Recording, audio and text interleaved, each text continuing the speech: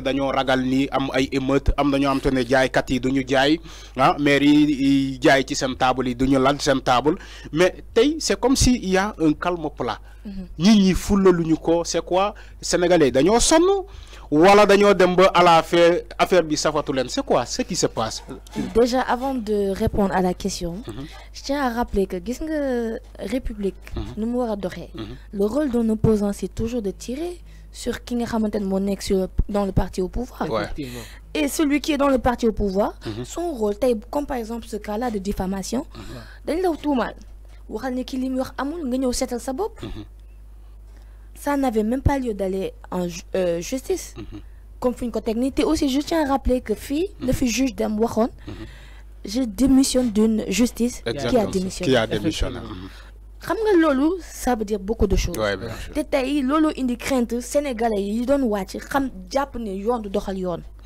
xam nga tey y a cette rupture et cette rupture de confiance entre yoon. donte fa la ñu mën a layoo en fait mais nag sénégalais seen xel dafa tey ci yu bëri yoo xam xew na fi. mais Covid baa ngi nii wax na sànq Cour des comptes mais Covid baa ngi nii. rapport yi fan ko teg. prise moo ne dafay am na yenn kii da koy teg ku dem la ciy teg. peut-être dossier Ousmane Sonko bokk ci.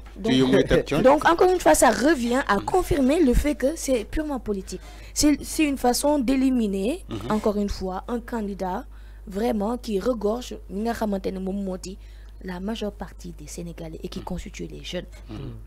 Pour répondre à ta question gis nga xam nga loolu lan moo la koy tontu. La maturité maintenant des Sénégalais. xam nga tey sénégalais bi dafa xam ni que tey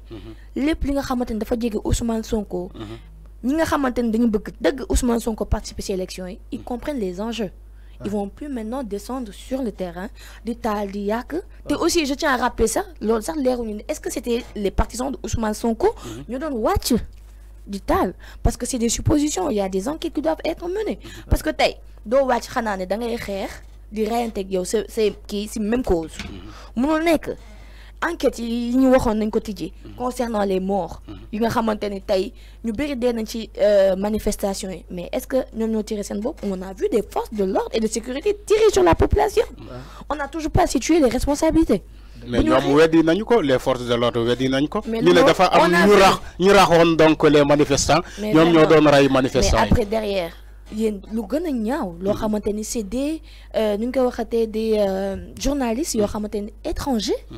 ñoo génne les véritables vidéos mu nekk gàcce parce que tamit il faut vraiment pas nous prendre pour des demeurés ndax ñun fii ñoo fi nekk ñooy xalaat et su fekkoon c'était que affaire deux individus dinañ simple dinañ fi couper internet TikTok baa ngi ni quand tu n'as plus de VPN tu peux même plus entrer donc est-ce que c'est une affaire de deux personnes simples non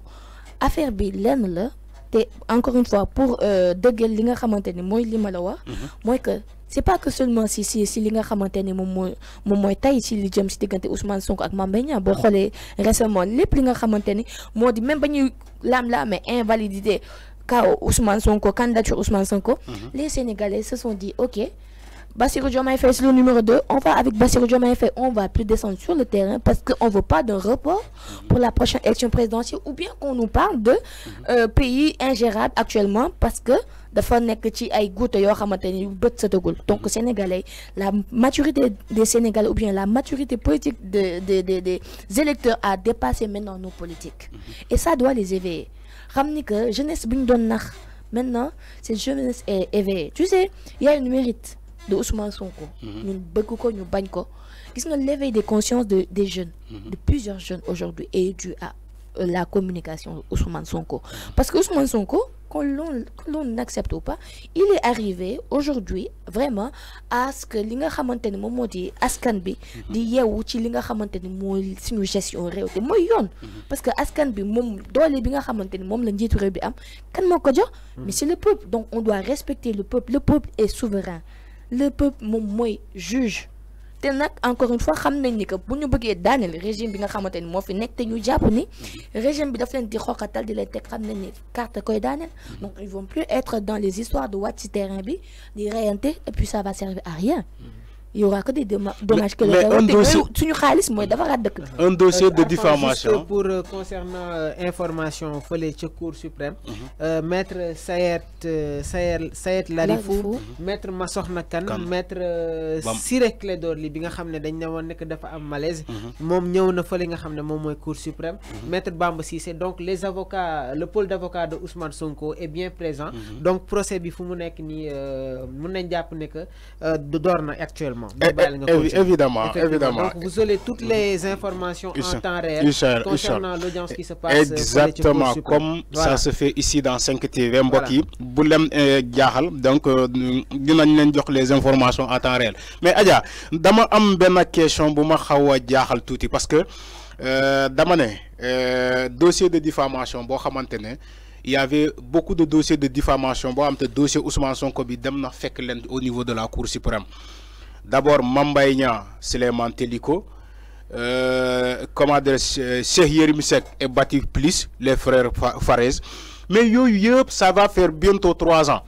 bu Cheikh Yérim Seck def na presque 2 ans kenn jugé kenn atte ko mais Ousmane Sonko dans espace d'une année wala 1 an et demi dans un dossier de diffamation ñu jugé ko 3 fois mooy maanaam première instance deuxième instance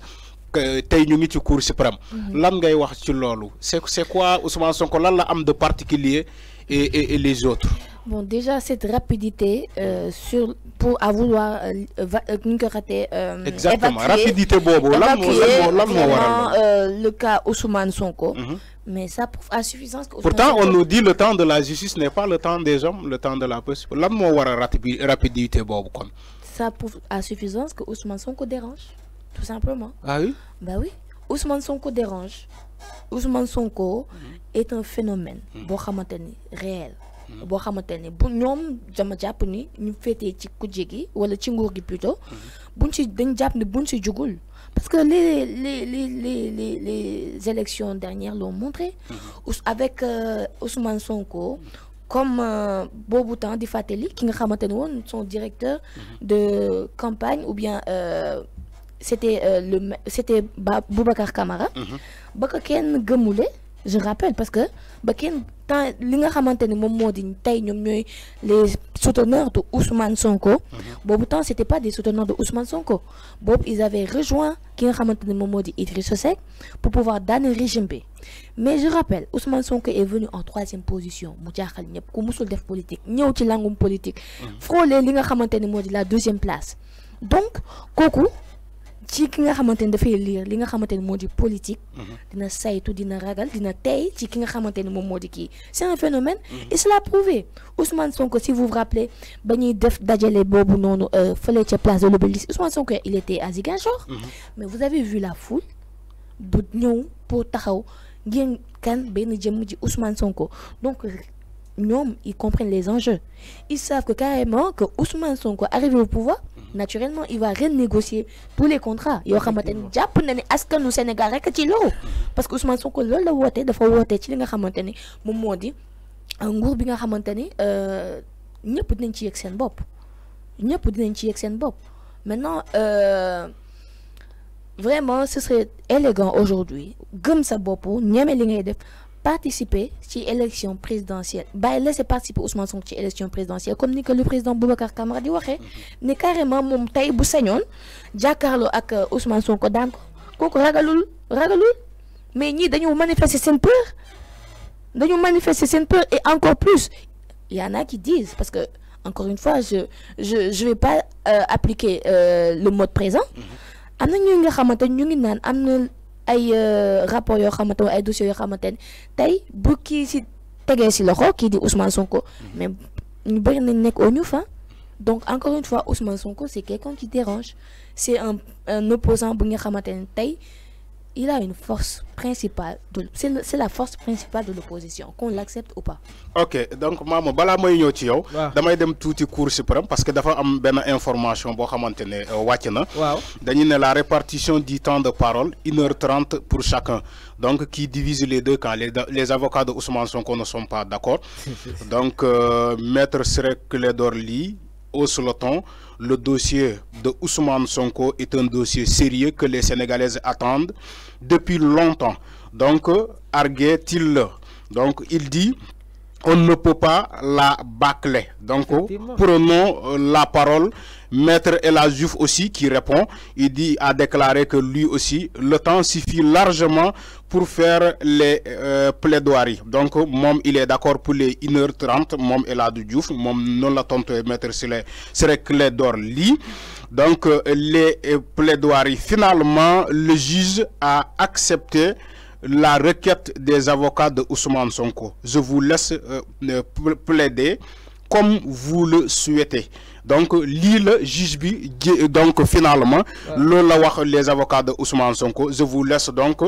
le temps de plaider. Je crois même, il a dit, il lance le juge aux avocats de Ousmane Sonko qui réclament 4 heures à 5 heures de temps donc de parole. Donc, je crois que avocat bi dafa mujjé baylem donc les 5 heures à 4 heures de parole. Donc, le juge de la Cour suprême. Donc, Mamoud, exactement, actuellement la Cour suprême, ça s'agite. Hein?